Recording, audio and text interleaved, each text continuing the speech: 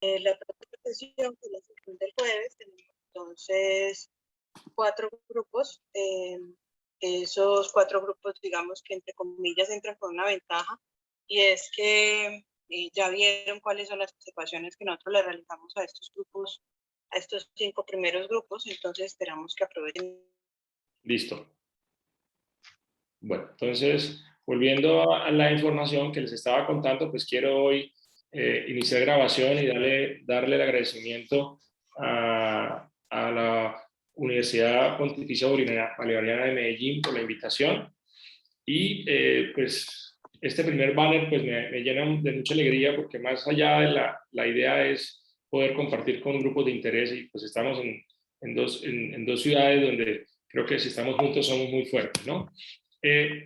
Definitivamente la cirugía de tórax es una especialidad que abarca, en mi concepto, unas zonas o una anatomía del cuerpo muy importante. Yo creo que aunque hay muchos órganos vitales, no podemos dejar de pensar que en el tórax, con los grandes vasos, con el corazón, con los pulmones, pues tenemos el alma de ser humano allí. Entonces, siento gran pasión por ese espacio anatómico al cual me he dedicado los últimos 20 años de mi vida, y pues hoy quiero contarles cómo lo vivo y cómo lo comparto, ¿no? Recordemos que el tórax, a diferencia de otros espacios anatómicos, pues realmente está compuesto por estructuras externas, como son estructuras óseas, musculares, y dentro de ellos encontramos órganos vitales que tienen que ver con la parte respiratoria, cardiovascular, con la parte digestiva y con la parte neurológica. Entonces, pues realmente es un área muy compleja.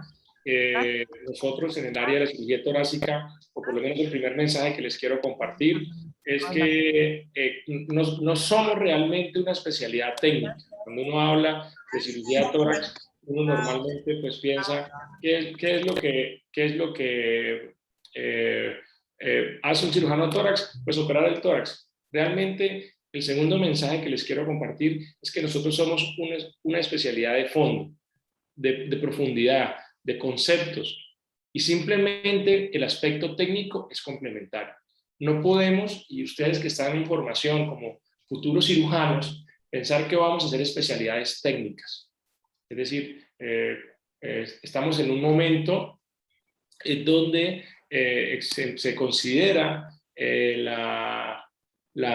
las especialidades como cirugía laparoscópica, cirugía robótica, cirugía de la pared abdominal. Eso se está sucediendo, pero debemos entender que lo más importante es que ustedes trabajen conceptos de áreas anatómicas funcionales que tienen una diversidad de enfermedades. En el tórax encontramos enfermedades muy graves que afectan bronquios, afectan pulmón, o sea, vía aérea, parénquima pulmonar, afecta estructuras vasculares, estructuras cardíacas, el diafragma, ¿sí? El mediastino con el esófago, con todos sus elementos, con toda su estructura linfoide, y la pared externa torácica. Entonces es una gran diversidad de conceptos, y esta imagen pues refleja eso. Más allá de una especialidad técnica, somos una especialidad de fondo. Lo otro que quiero compartirles es que hemos evolucionado. Hemos evolucionado de ese cirujano barbero que siempre nos enseñaban en la historia de la medicina, a un cirujano que fue perfeccionando su técnica, su instrumental, y que actualmente estamos ante una nueva medicina basada en técnicas mínimas e invasivas. ¿Me confirman, por favor, si logran ver este video y les rueda bien?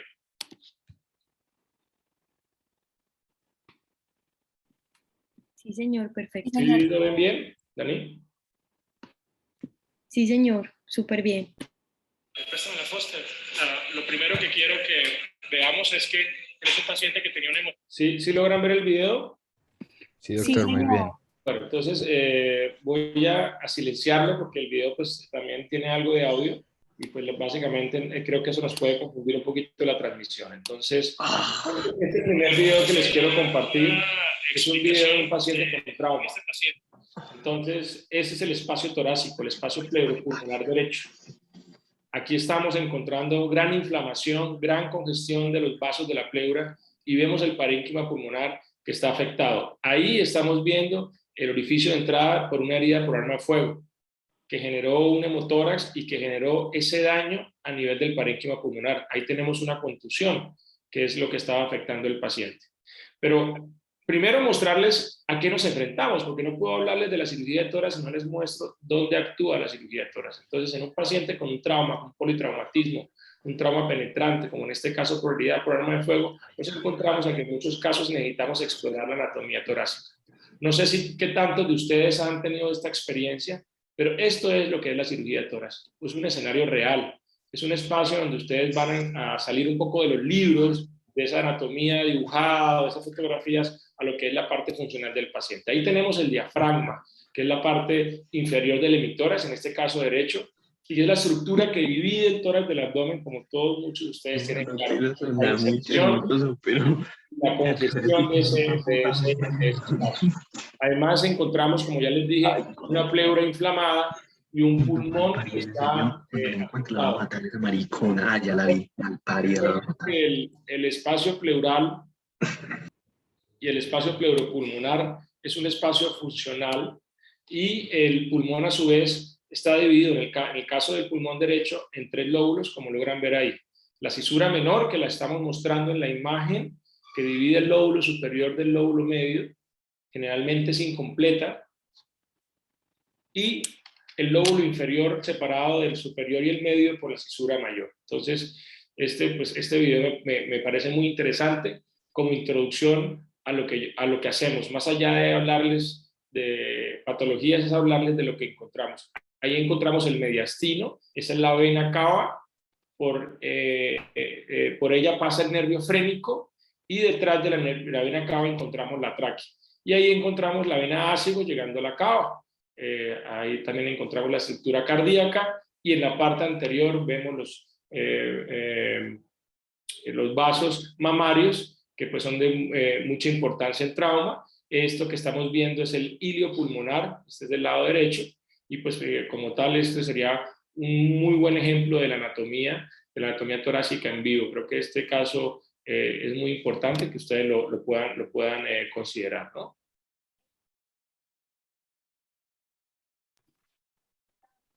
Bueno, este segundo caso que les voy a mostrar también corresponde a un paciente que estamos haciendo un abordaje mediastinal para un tumor mediastinal. Ahí tenemos colapsado el pulmón derecho y el pulmón lo tenemos colapsado con neumoinsuflación, es decir, entramos al tórax, aplicamos CO2 controlado, el pulmón se colapsa y nos permite ver las estructuras del tórax. Entonces, aquí me llama la atención y me parece importante que ustedes vean el ilio pulmonar, es allí donde está la vena, la arteria y el bronquio, ¿sí? Cerca al corazón, y podemos ver claramente el nervio frénico bajando hacia el diafragma, que llegando a su porción tendinosa donde va a ejercer su función. Entonces, es importante, en el video anterior el paciente estaba de cúbito lateral, en este video el paciente está de cúbito supino, o sea, está boca arriba, y eso es importante porque debemos también cambiar nuestra forma de ver el tórax dependiendo de la posición del paciente. Este es efectivamente la vena cava superior con el nervio frénico descendiendo y la vena ácido llegando a su origen en la cava. Este es un video donde estamos haciendo una disección para cáncer en nuestro hospital con el equipo quirúrgico, y lo que les voy a mostrar allí es la vena cava superior, que viene del ilio pulmonar, que la estamos disecando para una lobectomía total superior en caso de un paciente con cáncer. Y miren la relación, es muy importante que en el pulmón, por lo menos bueno, cuando yo era estudiante y leía y estudiaba basado en Atlas, éramos muy rígidos, ¿no? Cuando ya uno entra a la realidad, la parte anatómica es variable porque va a cambiar. Lo que a veces es superior puede tener también un componente posterior, lo que es anterior puede tener un componente inferior, y eso es lo que sucede a nivel de las estructuras pulmonares. Aquí tenemos otro video de lo que es la estructura mediastinal. Esa parte superior allá es lo que llamamos el opérculo torácico. El opérculo torácico es una de las estructuras a considerar siempre que hacemos cirugía torácica. Y si logran ver, miren cómo las costillas llegan a esos repliegues que son la unión costovertebral. Ahí vemos en la parte anterior nuevamente la cava, el nervio frénico, la ácido llegando a la cava, toda estructura del lado derecho, y el ilio pulmonar, el corazón latiendo, el pericardio, y miren esas estructuras detrás del corazón que corresponden a ganglios, que en muchos casos, en el caso de cáncer, pues son importantes identificarlos para poderlos resecar y hacer el diagnóstico.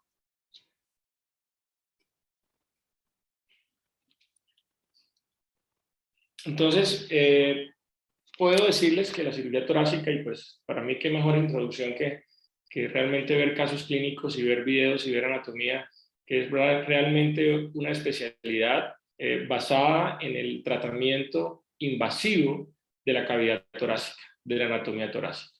Y esto, más que invadirlo, pues es importante conocer cómo funciona, cómo es su desarrollo embriológico, cómo es su disposición anatómica. Y una vez entendiendo lo normal, pues vamos a encontrar que este espacio torácico tiene enfermedades. Dentro de las más frecuentes que tratamos en tórax, en cirugía torácica, tenemos principalmente el trauma, las infecciones, el trauma, que puede ser un trauma torácico, un trauma que puede comprometer el opérculo torácico, puede comprometer la zona precordial, puede comprometer la zona toracoabdominal, puede comprometer un trayecto transmediastinal. ¿Sí? En el caso de las infecciones, pues como ya hay, no podemos ser indiferentes a esta nueva realidad de las infecciones virales por COVID, pero pues antes de la pandemia teníamos infecciones, era una de las causas más frecuentes las infecciones pulmonares, las neumonías complicadas, neumonías necrotizantes, que muchas de ellas generaban complicaciones del espacio pleural, con líquido que llamamos derrame pleural, y esos derrames pleurales podían llegar a infecciones purulentas llamados empiemas, ¿no? Entonces, todo este contexto de la infección, que no se trata con cirugía, pero que puede tener una complicación por la infección, pues pueden requerir procedimientos quirúrgicos. En un tercer lugar, tenemos el cáncer. El cáncer definitivamente es uno de los flagelos, pero que ha ido evolucionando, y el cáncer de pulmón en los últimos 10 años ha tenido cambios radicales. Y los cirujanos torácicos somos una gran o una parte muy importante del grupo multidisciplinario, porque somos los que tenemos la responsabilidad de hacer el análisis diagnóstico, la estadificación y plantear, basado en esto, las opciones de tratamiento. En los estadios iniciales podríamos operar los pacientes para curarlos. En los estadios intermedios podríamos esperar la respuesta a estas nuevas terapias que tenemos en cáncer y considerar el paciente quirúrgico. Y en estadios avanzados, pues podemos hacer paliación, o en algunos casos también se puede hacer procedimientos ya muy bien claros que se llaman procedimientos de oligometástasis, de metastasectomía, cuando hay compromisos de lesiones a distancia muy localizadas y que son técnicamente operables. Entonces, es básicamente como ese es el contexto que quería mostrarles, una especialidad compleja con muchos campos de acción. Ahora, vamos a lo técnico, porque es inevitable hablarles y al final ustedes en su experiencia, pues los que ya están rotando en cirugía y pues todos los que están acá tienen algún tipo de atracción hacia la cirugía. Entonces, pues nosotros manejamos básicamente abordajes torácicos. Y los abordajes torácicos han evolucionado. Voy a comentarles primero cómo eran los abordajes torácicos iniciales, lo que llamamos cirugías abiertas o cirugías por toracotomía, donde abrimos espacios en el tórax e introducíamos nuestras manos para hacer los procedimientos, y eso es lo que llamaríamos incisiones torácicas, que van a depender de lo que se requiere en el paciente. Entonces, cuando encontramos incisiones torácicas por delante de la línea axilar anterior, se llaman incisiones anteriores. Y aquí encontramos algunos abordajes del opérculo, como en este caso es una cervicotomía transversa que se encuentra, pues lógicamente, entre las dos líneas axilares y que nos permite abordar el mediastino o a estructuras del tórax superior.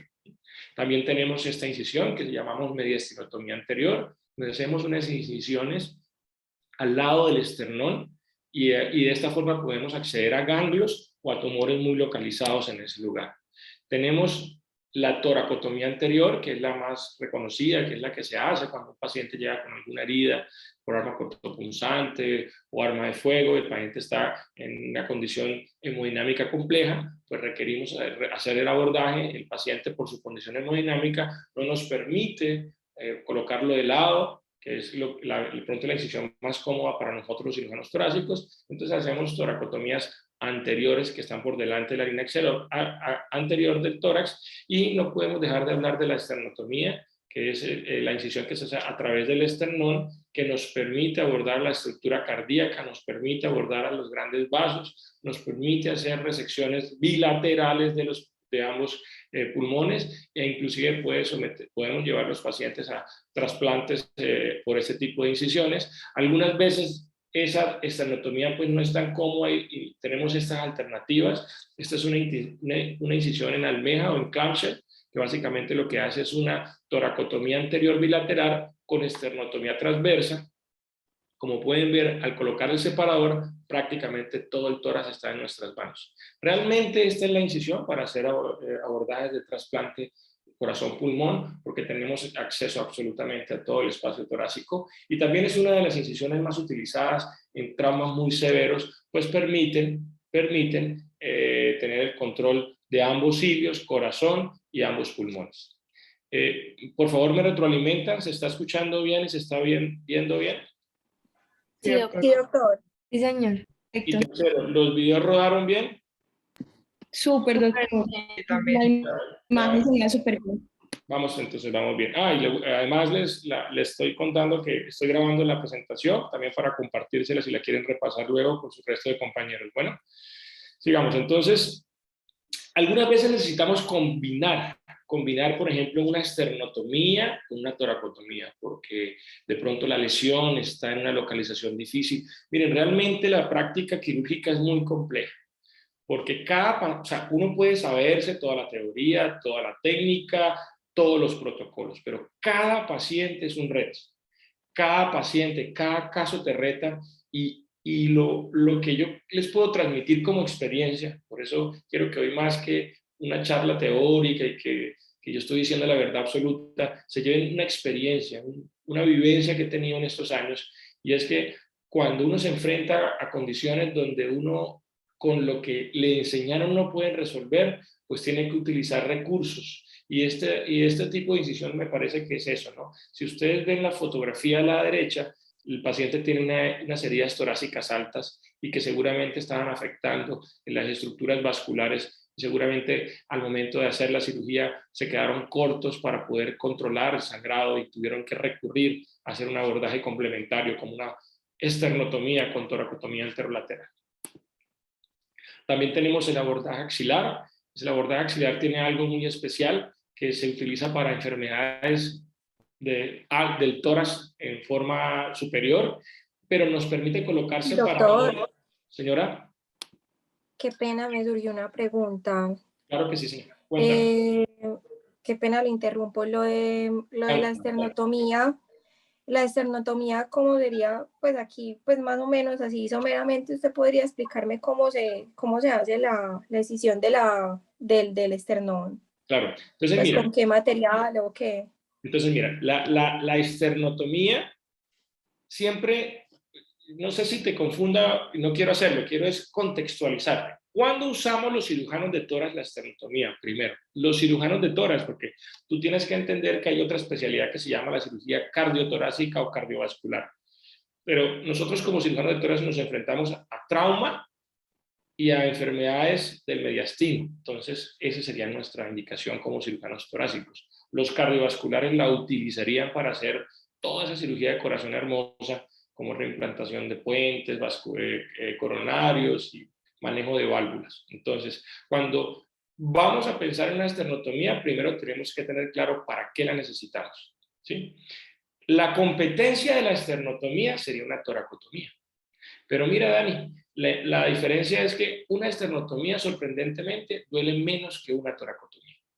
Y es importante que lo consideremos. Ahora, ¿cómo hacemos una esternotomía? Pues igual, hacemos una incisión. Hoy en día tenemos pues bisturí fríos que cortan, y tenemos electrobisturí o se llaman bisturí de energía o bisturí de bipolares, que hacen que haya corte y coagulación sobre la piel, sobre los tejidos blandos, grasa y fascias. Y al llegar al esternón, lo que hacemos es marcar muy bien, es muy importante, marcar muy bien la línea, que debe ser bien como un pintor, como un artista, como un arquitecto, debe ser una línea perfecta, que va desde la horquilla external hasta la apófisis sifoide, absolutamente vertical. Si nosotros no tenemos ese cuidado, cualquier corte anómalo, irregular, donde se vaya hacia un lado más que el otro, cuando vamos a cerrar ese esternón, vamos a tener problemas. Y una de las grandes complicaciones de la esternotomía es las mediastinitis postesternotomía, que son producto de no haber hecho un adecuado manejo del corte external. Entonces, una vez tú marcas con tu electro hasta el hueso, liberas muy bien la horquilla external y liberas la apófisis, hay dos formas grandes de hacerlo. Uno que llamamos esternótomo manual, que es como una especie de cuchillo, como una especie de achita, perdonen que utilice esos términos, una achita que tiene una punta, que la colocas en la horquilla external, la ajustas al punto donde comienza el corte que ya tú previamente marcaste, y con un martillo vas golpeando para abrir el esternón. La otra alternativa es utilizar los esternótomos eléctricos, que son los que tienen los cirujanos cardiovasculares, porque un cirujano cardiovascular perfectamente puede operar a 2 hasta 3 casos diarios de revascularización, de cambio de válvulas, pues ellos necesitan estar abriendo esternones. Entonces el esternótomo eléctrico no es nada más que una sierra eléctrica que viene con esa punta que tiene el manual, que se conecta en la horquilla, se levanta el hueso para separarlo del mediastino, y claro, ahí está la precisión del cirujano para mantener su pulso absolutamente rígido y de un solo tajo cortar ese hueso, una forma precisa para que quede bien seccionado y luego nos permita un cierre. No sé si me hice explicar. Sí, doctor, quedó muy claro. Muchísimas gracias. Desafortunadamente no tengo videos, me acabas de dejar la idea. Seguramente cuando vaya a hacer pronto una esternotomía la voy a grabar, porque pues no tiene presentación de que no les muestre cómo hacerlo, y sobre todo que a todos nos interesa. Pero estoy seguro que aquí en adelante vas a ver algunos videos de otro tipo de cirugías torácicas que también te van a encantar.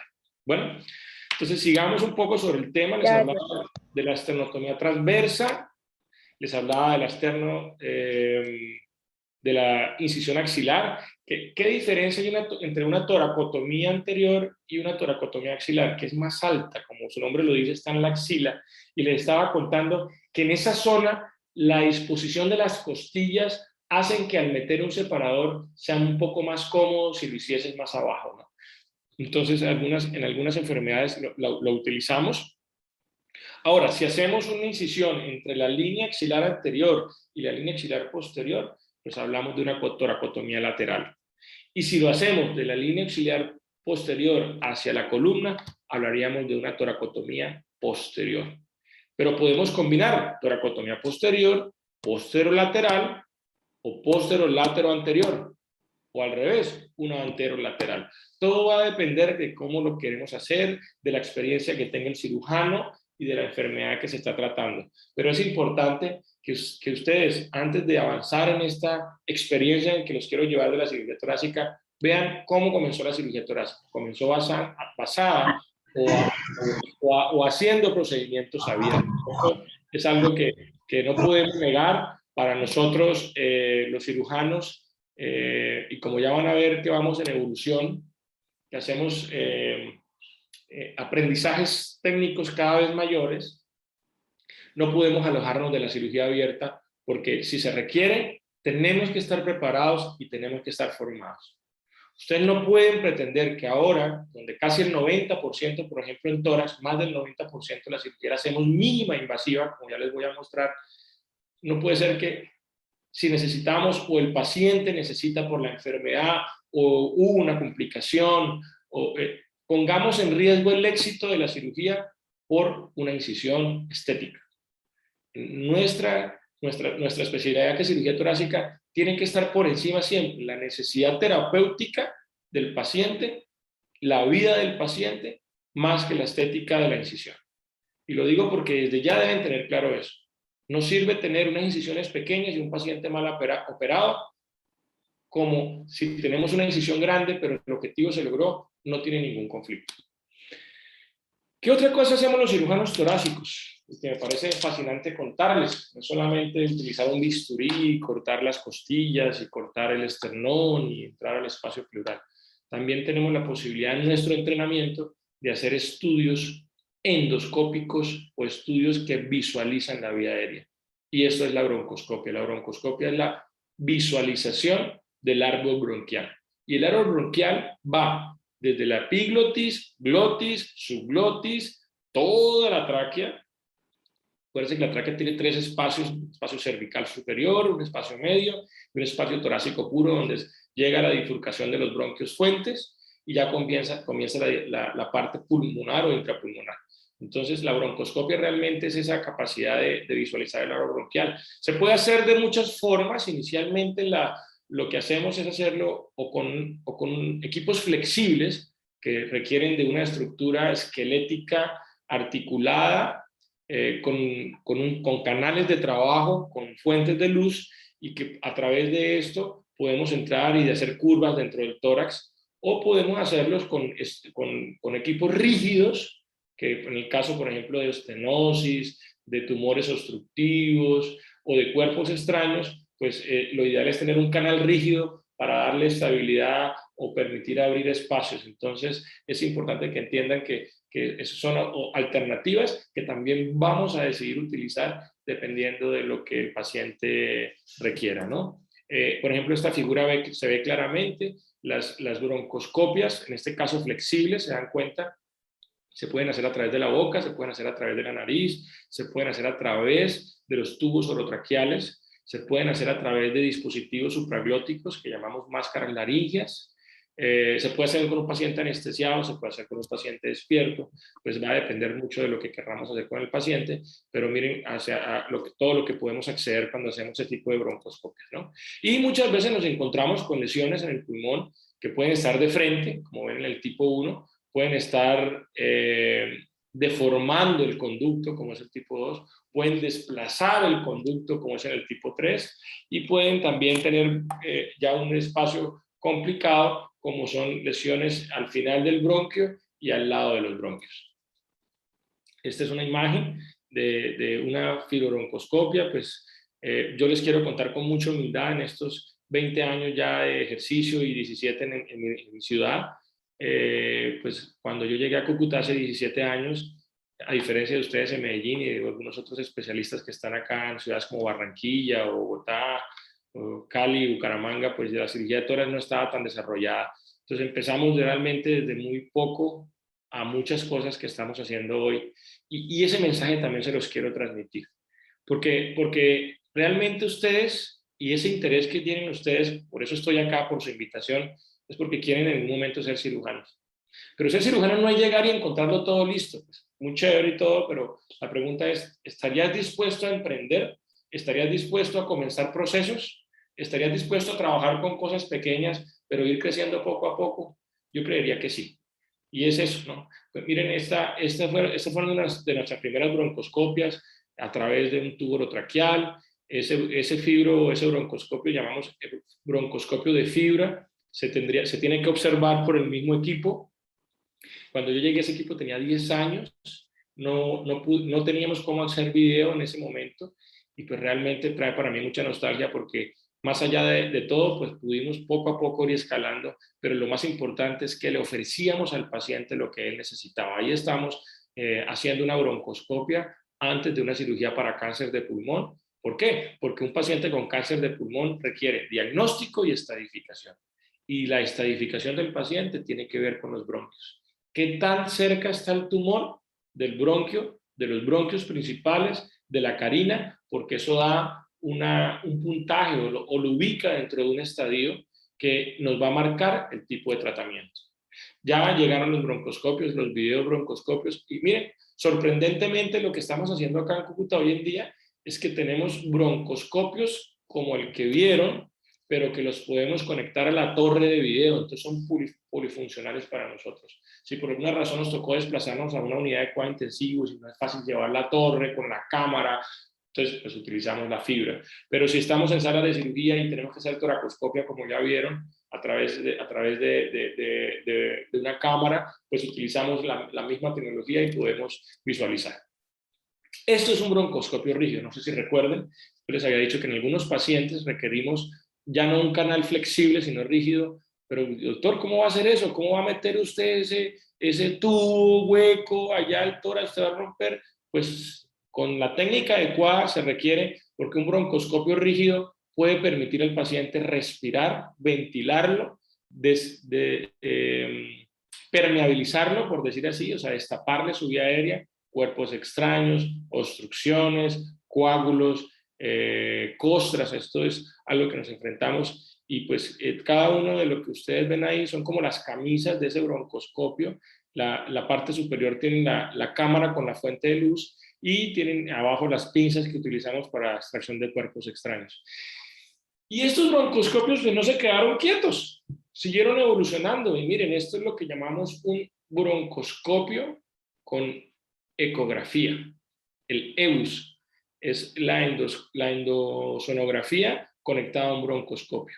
Y esto se hace para tratar de, a través de los bronquios, hacer ecografía y detectar lesiones que estén en el mediastino o adyacentes a los bronquios y poderlas identificar, decir si son de importancia, que decimos significativa, y poder tomar muestras de esas lesiones, es decir, lo que llamamos biopsias. Y ahí se ve perfectamente cómo ese broncoscopio tiene en la parte final como un dispositivo lateral y tiene también un canal donde entra la biopsia. Entonces miren cómo ese broncoscopio se infla ese balón y a través de ese balón nos permite la emisión de ondas para identificar esa lesión amarilla, que en este caso sería un ganglio, y poder hacer la biopsia en un paciente que no puedo decirle que todo se pueda, pero hoy en día estamos girando a que esta sería la mejor forma de hacer un estudio del mediastino en cáncer de pulmón, ¿sí?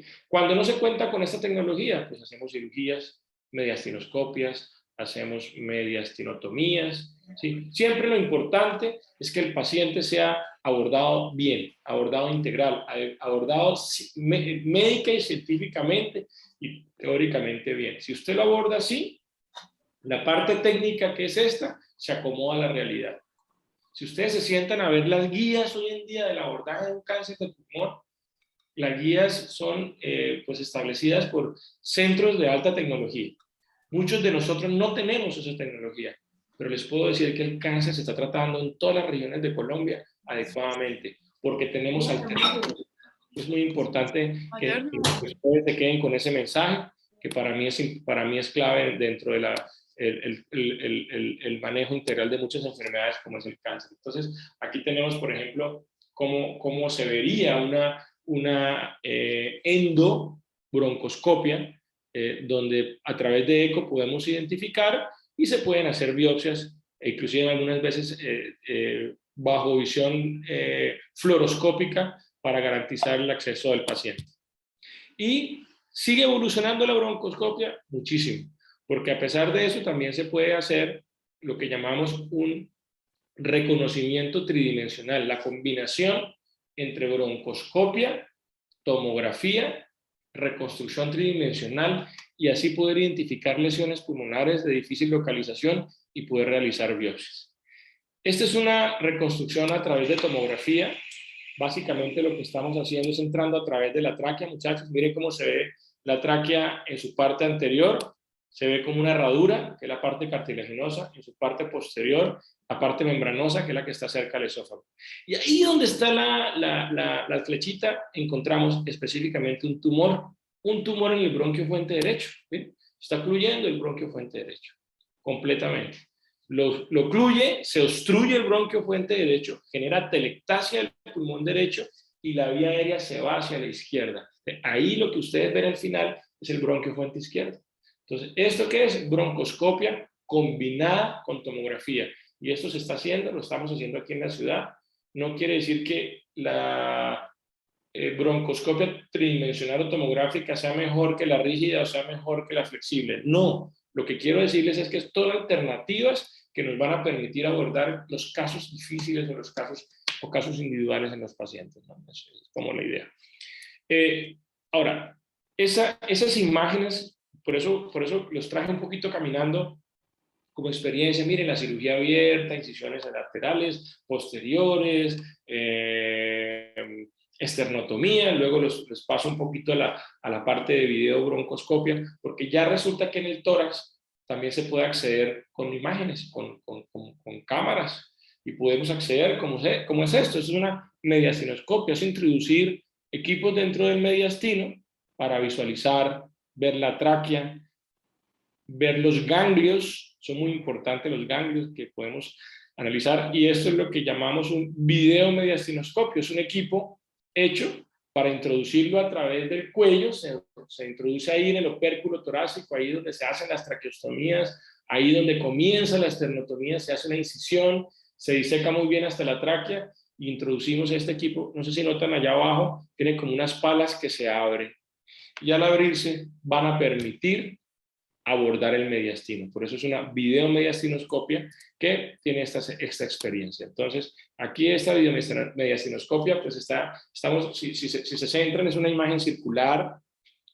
En la parte posterior tenemos efectivamente la tráquea, que es la base, o sea, lo que nos da la estabilidad para no hacer ninguna perforación de los grandes vasos o de la pleura, es la videomediastinoscopia, es la tráquea. Ahí nos basamos, entramos, disecamos, revisamos, y esto se está desarrollando tanto, muchachos, que ya se está haciendo al revés. Se está entrando a través de la apófisis sifoides del esternón, lo que llamamos incisiones subsifoideas, y se van por delante del mediastino para disecar el timo, para resecciones de tumores, y pues realmente esto es lo que estamos viendo hoy. La videomediastinoscopia nos permite identificar estructuras vasculares que no debemos dañar, pero nos permite identificar ganglios o enfermedades del mediastino, drenarlas, resecarlas, hacer vaciamiento.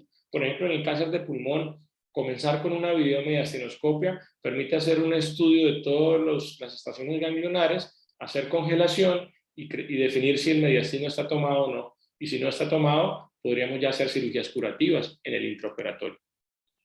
Y así llegamos entonces a la videotoracoscopia.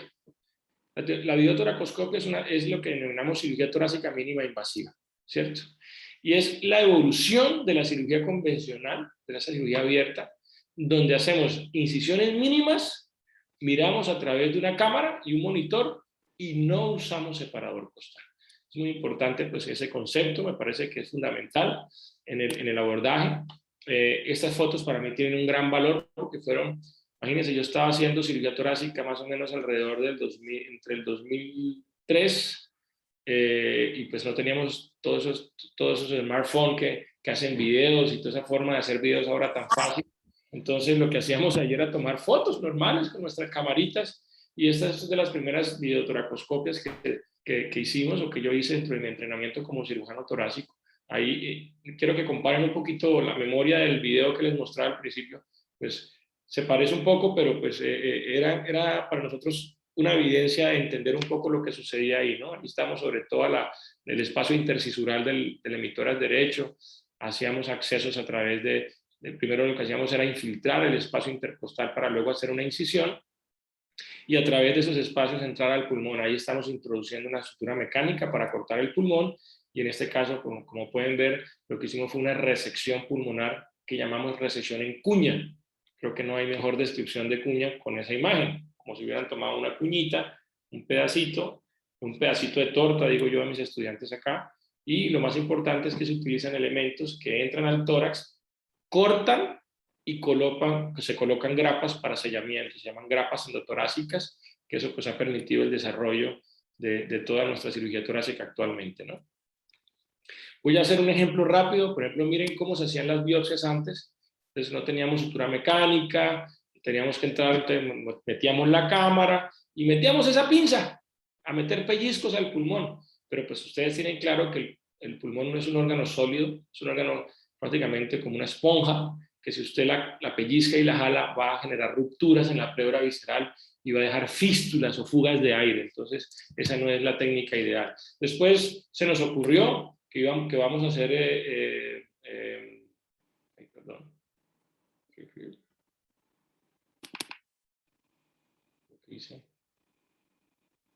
¿Están viendo la pantalla compartida o se partió, cierto?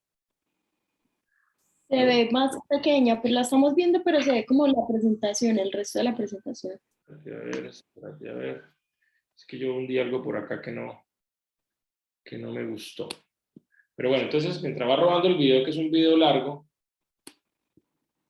otra vez. Voy a dejar de compartir un momentico, perdónenme. Y vuelvo otra vez a compartir.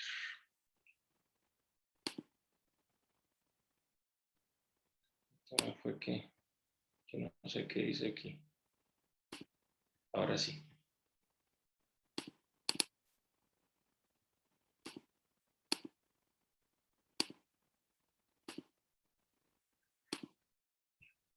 ¿Ahora están viendo la pantalla o no? No, señor, todavía no. Ahí No sí. sé si mis compañeros. No. Es que yo creo que hice aquí una cosa. Me emocioné mucho con ustedes aquí hablando y hice lo que no debía.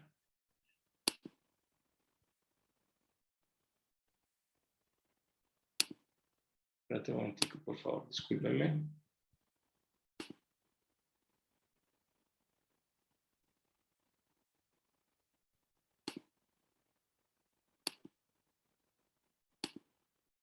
Listo. ¿Me confirma si ahora la ven?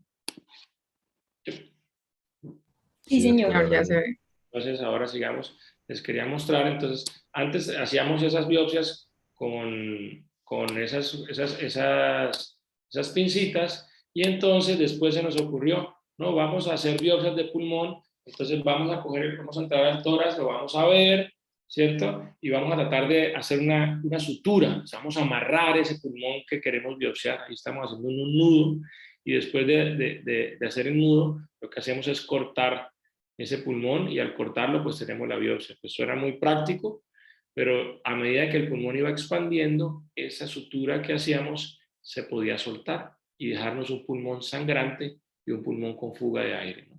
Entonces definitivamente tampoco era la forma ideal de hacer biopsias. Pues para mí estos videos son más históricos, pero pues eran en su momento recursos cuando hace más de, por lo menos para nosotros que no teníamos tanta disponibilidad de esas suturas mecánicas hace 20 años, pues teníamos que utilizar recursos para las biopsias de pulmón, ¿no? Cortábamos el pulmón, lo sacábamos y dejábamos esa sutura, pero como les digo, si el pulmón expandía, nos generaba un riesgo alto de una fístula. Entonces, después ya entramos a introducir varios elementos, a utilizar esas suturas mecánicas. Y miren acá, utilizábamos hasta 3 incisiones, una incisión donde introducíamos la cámara, otra donde introducíamos la succión, otra en donde introducíamos la pinza o cambiábamos, succión, pinza, tijera, y ahí íbamos modificándonos. Esas incisiones fueron cambiando y luego fuimos girando a que varias incisiones se convirtieran en una sola. ¿Por qué? ¿Por qué en el tórax? Miren, realmente la cirugía torácica, a diferencia de la cirugía abdominal, hacer muchas incisiones es maltratar varios espacios intercostales. Y esos varios espacios intercostales pues van a producir, o tienen el riesgo de producir al paciente dolor torácico. Entonces, si lográbamos reducir a solo una incisión y un espacio torácico, la recuperación era mejor, había menos dolor. Eso en primer aspecto. Segundo aspecto, si nosotros teníamos una sola incisión, todo el instrumental lo estábamos mirando de frente, que es lo que llamamos visión en frontal, y el instrumental en paralelo, o sea, uno encima de otro. Pero podemos recorrer todo el tórax con esa incisión, mientras si en ese momento hacíamos estas 3 o 4, pues teníamos el riesgo de que solamente quedábamos amarrados a que el punto de trabajo era al frente, pero si nos tocaba bajar no lo podíamos hacer, mientras que con esa incisión única sí. Y así fuimos desarrollando, y fue hoy en día uno de los grandes desarrollos en la cirugía por video es tratar de hacer menos incisiones para que el paciente se recupere más rápido. Podemos resecar pulmón, podemos resecar ganglios, podemos resecar muchas muestras. Y miren, básicamente creo que ahí resumimos cómo esos 3 a 4 puertos fueron pasando a 2 y fueron pasando a un solo puerto. Y efectivamente esta foto para mí es muy valiosa, seguramente alguno de sus profesores está acá. Esto fue en el año de 2016, en donde esos dos amigos hoy en día, pero en ese momento pues cirujanos, que para mí pues yo no sé cómo puedo transmitirles, pero fueron esos cirujanos que primero estuvieron muy bien formados, con conceptos médicos muy claros, oncológicos, conceptos médicos, de enfermedades de todo tipo en el nivel torácico, pero fueron inquietos, no se quedaron con la medicina antigua, ellos fueron evolucionando, y en este caso el doctor Rivas y la doctora Ugalde, español, y ella chilena-brasilera, pues llegaron en ese momento a contarnos todo lo que se estaba haciendo con respecto al puerto único, y esa fue la primera reunión que tenemos. Quiero que tengan referenciados a estos dos doctores, el doctor Diego González Rivas, la doctora Pablo Ugalde, y en este extremo tenemos al doctor Rafael Buitrago, que es uno de los cirujanos de tórax, profesor del Instituto Nacional de Cancerología. Ahí tenemos grandes profesores, tuve el honor de poder estar ahí. Sí, estoy un joven y bello cuando estaba haciendo hace algunos años mi práctica, y eso me llevó a que, perdón, esto es 2013, muchachos, 2013, 3 años después, logro ir a entrenarme con Diego en un curso internacional representando a Colombia, y pues realmente para mí esta posibilidad de conocer personas diferentes, personas que me motivaron, personas que me hicieron soñar, me dijeron hay que cada vez innovar en la cirugía, cuando ellos en su momento fueron tratados de locos, fueron sus jefes, los aislaron, y ver todo el desarrollo que han tenido, pues algo que quisiera compartirles. No quiero dar nombres propios, pero sí contarles esta experiencia. Para mí es muy bonita, porque creo que hoy y más hoy, como se los voy a decir al final, ha hecho un hito en la cirugía torácica en América. Bueno, ahí nos representamos, y por ejemplo el doctor Diego González Rivas, que es español, formado en La Coruña, que pues como les dije en el 2013 vino a Colombia a mostrarnos su propuesta en cirugía a través de puerto único, es el pionero del puerto único en el mundo. Fue absolutamente contundente, que en este momento es uno de los profesores eméritos del Hospital de Shanghái, un centro donde fácilmente se pueden estar haciendo alrededor de 100 cirugías de cáncer al día, ¿no?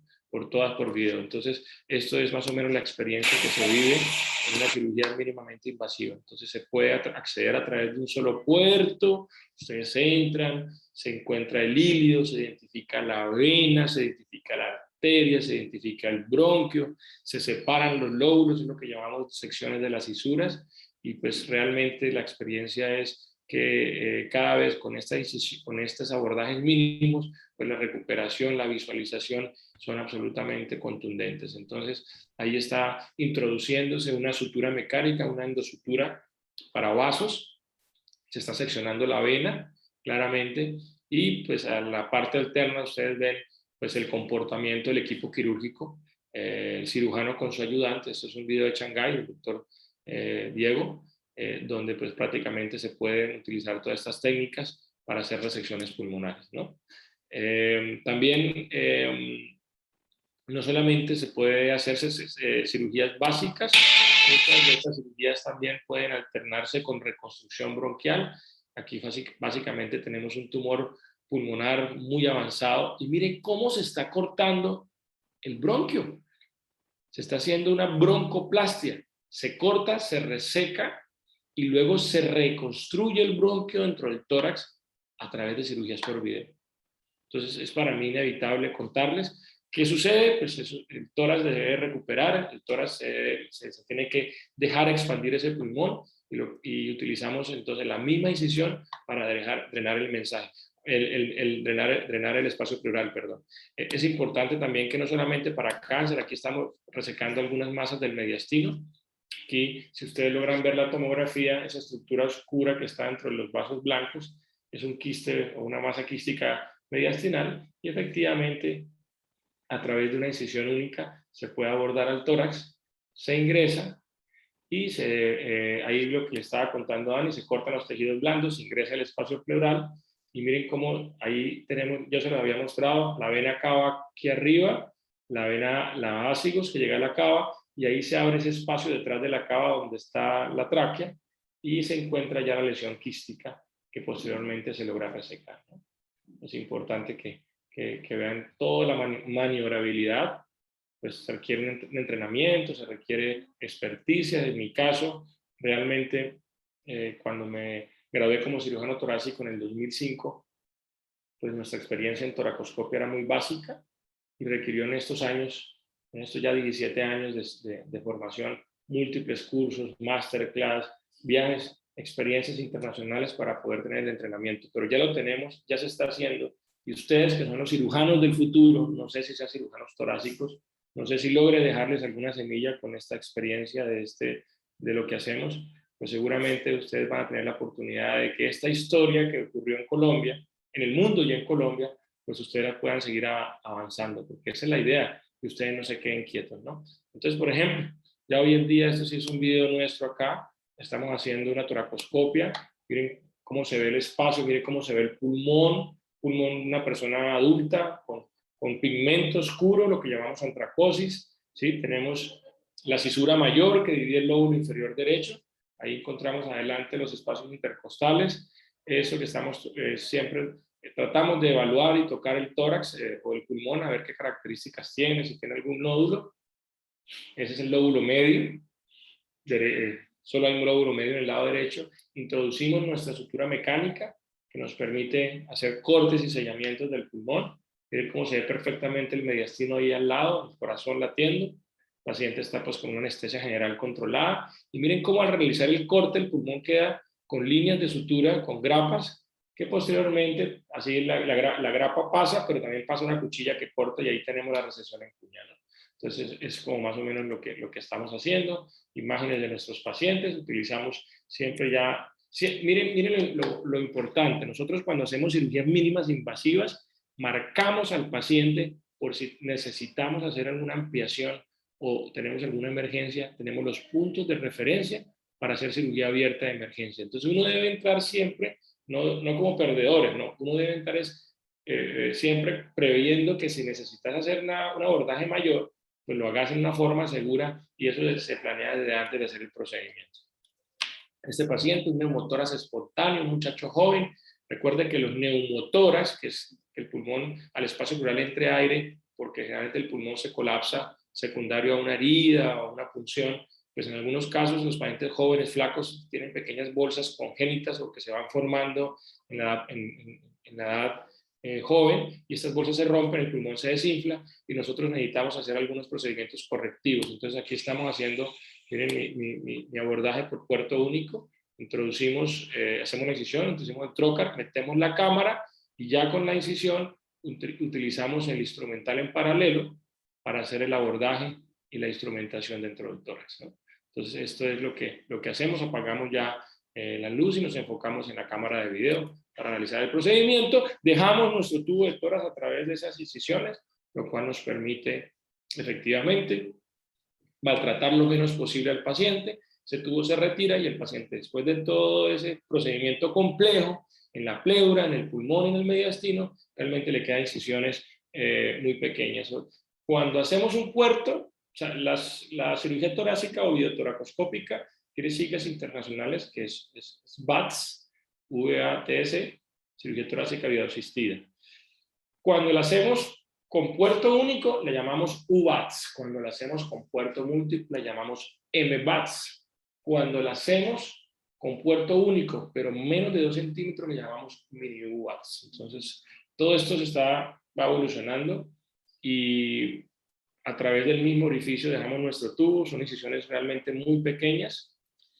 De algunos ejemplos de lo que hacemos acá, este es un paciente que tiene ¿se acuerdan lo que se hablaba del neumotórax espontáneo? Miren, hermosa, una bula, eso es una bula pulmonar, una bula apical, esas son las bulas que se rompen y que producen el neumotórax espontáneo. Entonces ahí la estamos identificando, tenemos que resecarla para evitar la recurrencia de este paciente, ¿no? Entonces ahí ahí encontramos, estamos limpiando la cámara y al lado derecho está la cava y al lado izquierdo está la tráquea. Entonces, efectivamente, llevamos al paciente a una resección de esa lesión. Parece como si fueran burbujas, ¿cierto? Pues es bolsas llenas de aire que dependen de la pleura visceral por muchas razones, que pues si dejamos eso, la posibilidad de que el pulmón se desinfle frecuentemente es muy alta y poniendo en riesgo la vida del paciente. Entonces, estamos haciendo ahí la resección con sutura mecánica. Ya estas suturas mecánicas cada vez van evolucionando, tienen grapas de diferentes tamaños, se pueden articular dentro del tórax y pues básicamente permiten hacer mayor maniobrabilidad, ¿no? Es muy importante que que lo sepan. Después de eso, cuando nosotros hacemos ya la resección de la bula, muchas veces se pueden formar bulas en un futuro.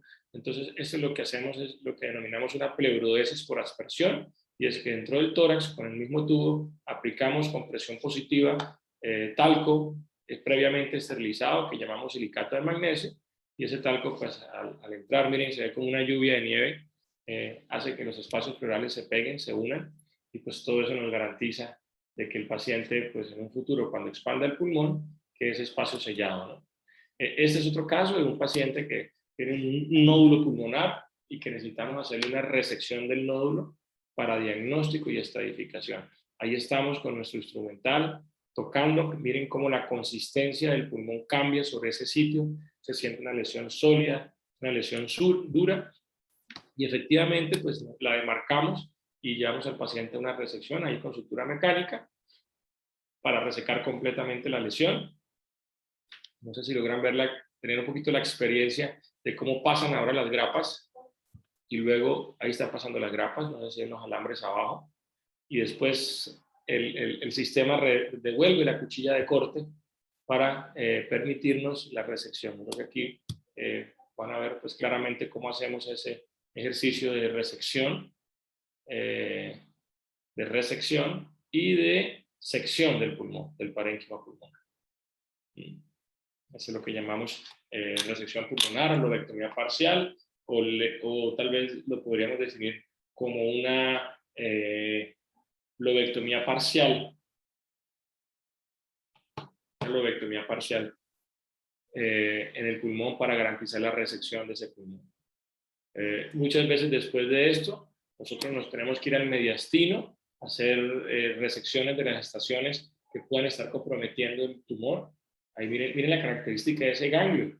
Es un ganglio negro, feo, lobulado, altamente sospechoso. Es un ganglio, como les voy a repetir el video, que está localizado entre la cava y la tráquea. Es lo que denominamos un ganglio paratraqueal derecho, bajo. Eso tiene un nombre, se llama una estación 4R, y para nosotros es muy importante hacer ese tipo de identificación, resección y luego estadificación del paciente de cáncer de pulmonar. Pero bueno, pasamos por la cirugía abierta, hablamos de la broncoscopia, hablamos de la cirugía mínimamente invasiva en el mediastino y en el tórax, y inevitablemente llegó la cirugía robótica. ¿La cirugía robótica qué es? Básicamente es el uso de un robot que hace que disminuya completamente el temblor del cirujano con un mejor rango de movimiento. No sé si se dieron cuenta que cuando hacemos toracoscopia, a pesar de que yo les digo que los instrumentos cada vez se articulan un poco, pues no son muy rígidos si los comparamos al movimiento de la mano. La cirugía robótica hace movimientos de mano y permite una visualización tridimensional. Entonces, ese escenario de control remoto de cirugía mínimamente invasiva, pues realmente impactó. Se consideró en principio una tecnología muy costosa. Se consideraban en algunos casos seleccionados, pero vuelvo y les digo, siempre hay soñadores, siempre hay personas que creen que en el mundo del desarrollo científico no deben haber límites. Y hoy en día la cirugía robótica llegó para quedarse. Se están haciendo muchas plataformas, cada vez un poco más económicas. Se está entrenando constantemente pacientes. Les cuento que en Latinoamérica el desarrollo del robot va muy fuerte. En Brasil es impresionante el desarrollo del robot. Es en unos puntos de referencia para entrenamiento, también Estados Unidos y Europa, ¿no? Pero ya está, ya en el mundo reciente, en los últimos 5 años, muchos de los grandes simposios o encuentros de cirujanos torácicos es para comparar resultados entre cirugías por video versus cirugías robóticas, donde pues cada uno tiene sus números dependiendo de los costos, pero esto ya llegó para quedarse, ¿no? Aquí tenemos la consola donde el cirujano trabaja a distancia del paciente y el paciente es conectado al robot. No quiere decir que no haya también un cirujano que conecte el robot. O sea, el robot se debe conectar y debe haber algún técnico quirúrgico o cirujano que lo haga, y el procedimiento como tal se hace a distancia por la maniobrabilidad que da el robot, como ya habíamos hablado. Ahí se están marcando las incisiones, ese es el robot que diseca, y miren el instrumental, cómo se articula casi con movimientos iguales a la muñeca para corte, para disección, para fulguración y para separación. separación, ¿no? Ahí se está rodeando una estructura vascular, como lo veíamos en la cirugía por video. Aquí lo estamos viendo en la cirugía por robot. Y eso tampoco se queda quieto. ¿Por qué no se queda quieto? Para dejarlos descansar un poco de mi voz, quiero que disfruten este video.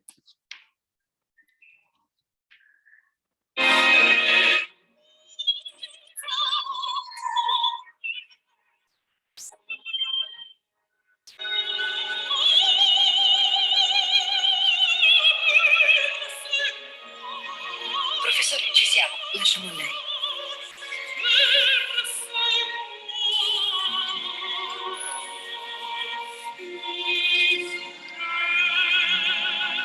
Grazie, professore. Concludiamo noi.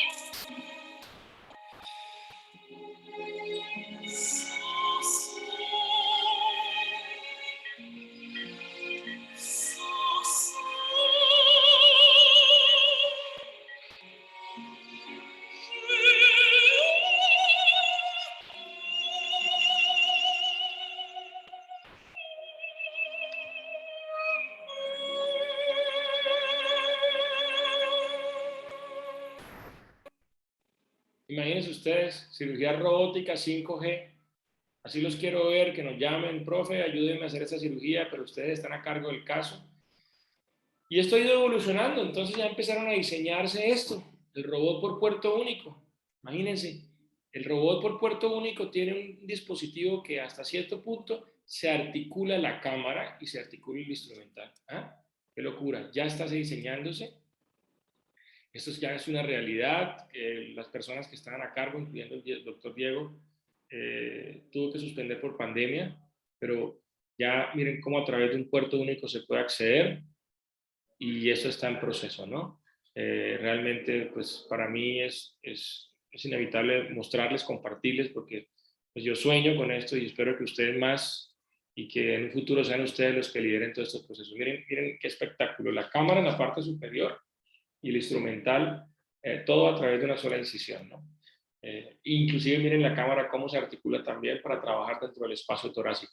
Y esos son los comandos donde el cirujano, dependiendo de sus movimientos, pues va articulando bajo la visión del paciente. ¿En qué más estamos? Pues este es un video que quiero compartirles. También estamos haciendo cirugía mínima y sobre todo también se ha evolucionado en el manejo o el equipo multidisciplinario, y no solamente compete el cirujano, sino también el anestesiólogo. Entonces, algunos pacientes con condiciones médicas muy complicadas requieren también procedimientos con anestesia local. Y este es un video en donde estamos haciendo un abordaje para un derrame pleural maligno, una paciente que requería sellamiento como pueden ver, no toleraba el resultado completo, se puede hacer el procedimiento casi presentado. ¿Sí? Accedemos al espacio pleural, drenamos el espacio pleural, ¿sí? Y la paciente está despierta. Estamos haciendo con sedación y con bloqueos que nos permiten trabajar en forma responsable en esos pacientes que antes no se les daba la opción de procedimientos quirúrgicos porque no toleraban, y ahora hacer procedimientos les mejora la calidad de vida del paciente, ¿no? Ahí introducimos nuestra cámara de video y miren, tenemos acceso a toda esa anatomía que les estaba mostrando durante la presentación. Y ahí estamos siempre trabajando en equipo con nuestro anestesiólogo, preguntando, compartiendo, solucionando. Esto pues realmente para mí es importante, es una cirugía hecha en pandemia. Como pueden ver, estamos con todo el equipo de protección personal para garantizar en ese momento el pico y los mínimos riesgos para el personal. Pero miren la experiencia.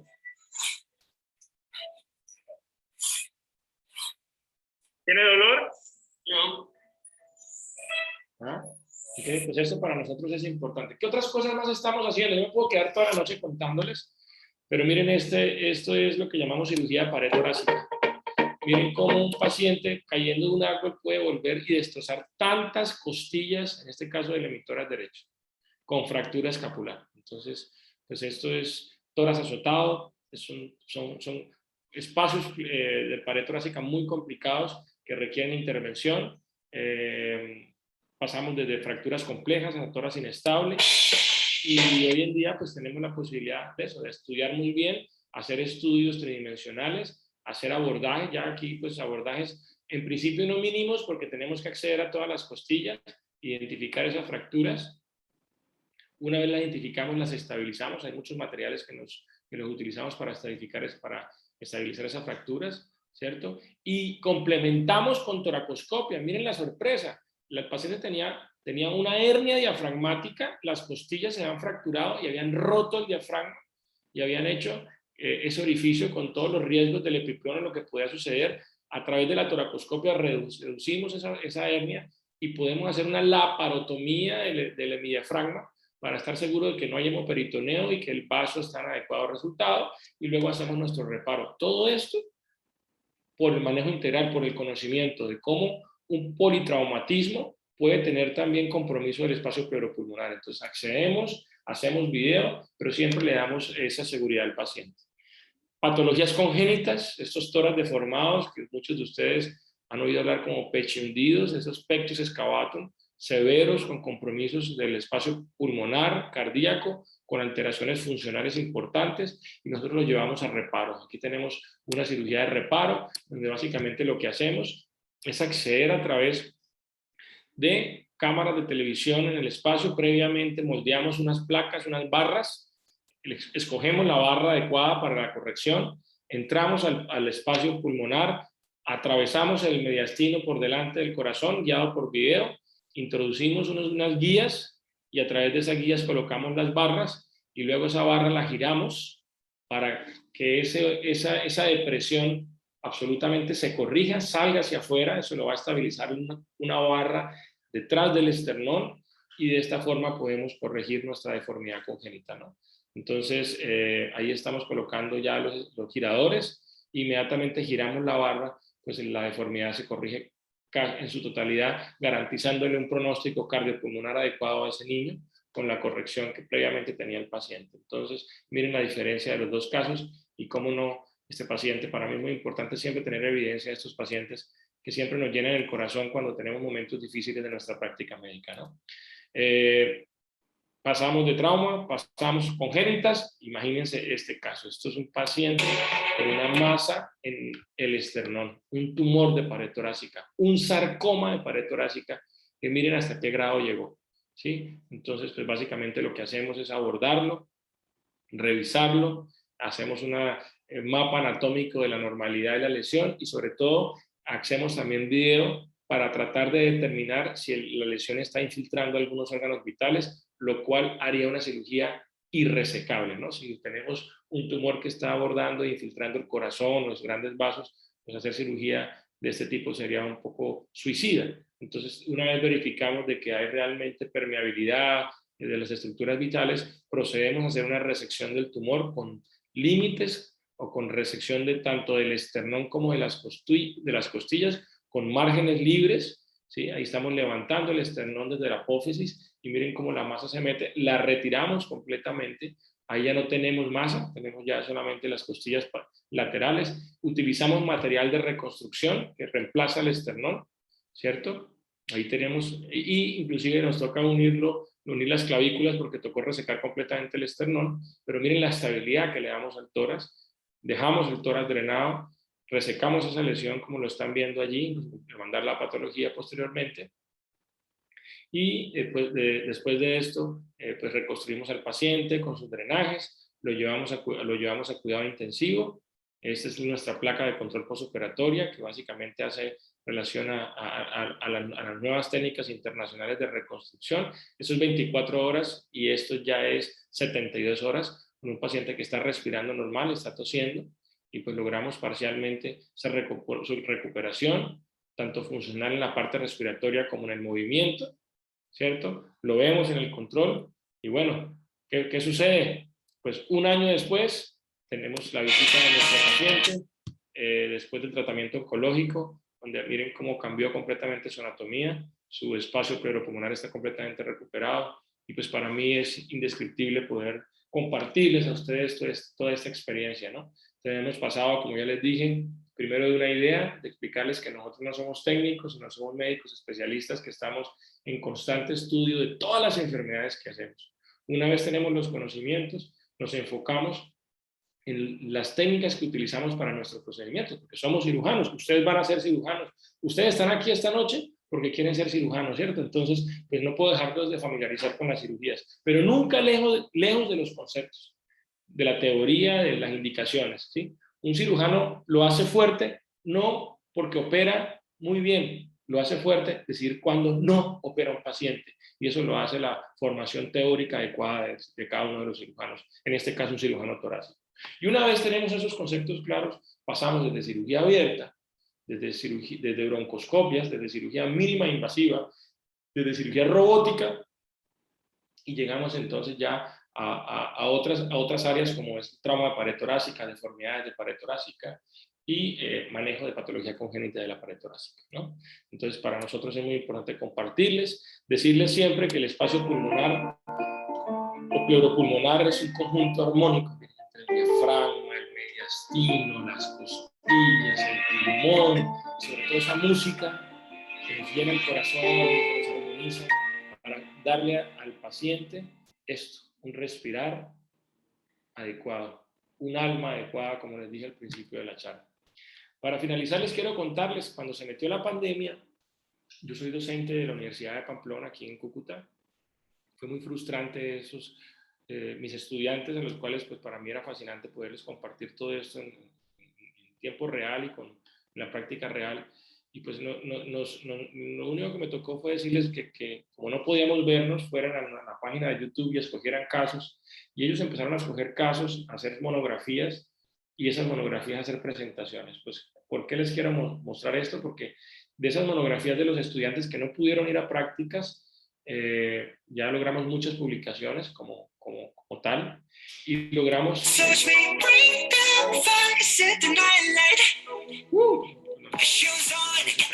Pero miren, cada uno de ellos pues hizo su monografía y esa monografía posteriormente nos sirvió para inspirarnos. ¿Inspirarnos en qué, muchachos? Inspirarnos en esto, en el primer simposio de cirugía torácica que hicimos este año en enero, en donde el 70% de los ponentes eran los estudiantes con sus trabajos. Entonces fue una experiencia muy bonita, organizada por la Universidad de Pamplona. Tuvimos una asistencia impresionante, más de 1000 estudiantes inscritos de toda Latinoamérica, inclusive Europa. Y pues realmente fue muy gratificante ver cómo la comunidad estudiantil y médica en formación realmente estaba con la necesidad de que nosotros le compartiéramos esa experiencia como hoy lo estamos compartiendo con ustedes, ¿no? Ahí está, pues realmente, si ustedes revisan, muchos de esos estudiantes eran los ponentes. Esto se volvió ya una tradición, ¿cierto? Y pues yo sé que tenía la angustia de la transmisión a Daniela, cómo había nacido su grupo de interés. Pues resulta que esta experiencia del simposio, de toda la actividad estudiantil, pues terminó en que este año se creara el grupo de interés, hace un año exactamente, y pues también quiero compartirles el orgullo que tengo, así como ustedes, me siento muy orgulloso de ustedes y lo han hecho con tanto esfuerzo y que ustedes están haciendo todo bajo el apoyo de su universidad, pues aquí también estamos dando esa pela y pues es importante sentirse que uno no está solo, ¿cierto? Que somos muchos los que nos interesa que ustedes como estudiantes sean fuertes en el área quirúrgica. Y vean, de una vez quiero invitarlos para este próximo año, en enero, vamos a hacer el segundo simposio, vamos a tener una patología, tenemos un simposio enfocado en trauma, vamos a tener invitados impresionantes, vamos a hacer un pequeño foro académico de investigación, un foro de manejo de vía aérea, todo va a ser virtual y vamos a tener un día de invitados impresionantes. Entonces, pues espero que se contagien, saben que están en primera fila y pues me gustaría que nos acompañaran en esa ocasión. Como también les quiero contar, pues imagínense, la cirugía torácica en Colombia durante mucho tiempo fue como un socio alterno a los neumólogos. Éramos parte de una sociedad que se llamaba, o que existe todavía, que se llama la Asociación Colombiana de Cirugía y Neumología, de Neumología y Cirugía Torácica, pero el año pasado decidimos que pues podíamos hacer cosas solos y se creó la Asociación Colombiana de Cirugía Torácica. Les quiero compartir, el fin de semana pasado hicimos nuestro primer congreso como cirujanos torácicos. Entonces, esto es un hito porque realmente estamos creciendo, quiero compartírselo porque pues cuando uno ve estas historias, pues uno se inspira y me gustaría que muchos de ustedes estuvieran en esta asociación en un futuro, ¿no? Pudimos compartir conocimientos impresionantes y bueno, no puedo negarles que dos de los grandes invitados en este congreso fueron el doctor Diego González Rivas y la doctora Pablo Ugalde, ya muy grandes amigos, que pues fueron mi inspiración, como yo espero ser para ustedes en todo este proceso en estos últimos 7 años, ¿no? Recuerden, en el 2013 los conocí, quedé sorprendido como cirujano torácico en sus presentaciones, y pues hoy en día puedo decir que ellos van liderando. Y pues la noticia que le quería compartir hoy es que el doctor Diego, que estuvo con nosotros en Barranquilla este fin de semana, pues el día de ayer a hoy, en las últimas 24 horas, en la clínica Chayo, con el profesor Buitrago, como se los mostraba, hicieron la primera cirugía robótica para cáncer de pulmón, puerto único en América. Entonces, esto pues me llena de orgullo, que sean ustedes pues también parte de este sueño, que sean ustedes los que jalen más adelante. Y no se nos puede olvidar, también están súper invitados para dentro de otro día.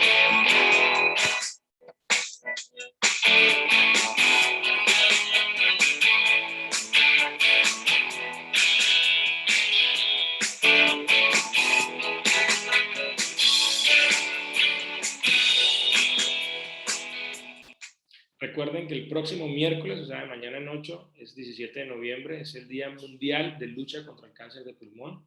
Por lo tanto, pues los invito a que nos ayuden a hacer campaña, concientización, prevención. Y pues si quieren aprender un poquito de lo que estamos haciendo, no solamente en Cúcuta, sino en Colombia, pues los invitamos ese día. Por las redes podemos compartirles los enlaces. Es una presentación abierta. Vamos a tener invitado a un especialista colombiano en salud pública que está en Canadá, que nos va a hablar todo sobre todas las políticas antitabaco, y vamos a tener también a un neumólogo local que va también a hablarnos de lo mismo, y sobre todo en unos términos muy sencillos, muy enfocados en ustedes, en los médicos en formación, porque vuelvo y digo, no sirve nada lo técnico si no tenemos nuestros conceptos claros, ¿no? Es más o menos la idea. Aquí está pues el banner que ya empezó a circular sobre lo que vamos a hacer ese día. Yo voy a estar como moderador, lo cual pues para mí es un honor, sobre todo pues que es un evento para toda la comunidad estudiantil. Y al final pues esta fotografía, que fue la foto que le di a Dani para el banner, donde realmente yo no me veo y no quiero verme, porque lo que importa acá yo creo que es más ese pulmón, y cómo mirando hacia adelante pues quedamos con una idea de que esto tiene mucha profundidad, no solamente la cirugía torácica, la cirugía en general.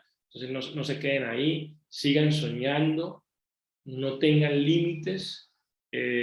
Precisamente pues para mí fue muy emocionante encontrarme este fin de semana con Diego y con Paula, que son pues mis profesores internacionales, mentores o inspiradores de lo que estoy haciendo hoy en día. Yo con 50 años inspirándome todavía, porque ustedes no lo van a hacer. Entonces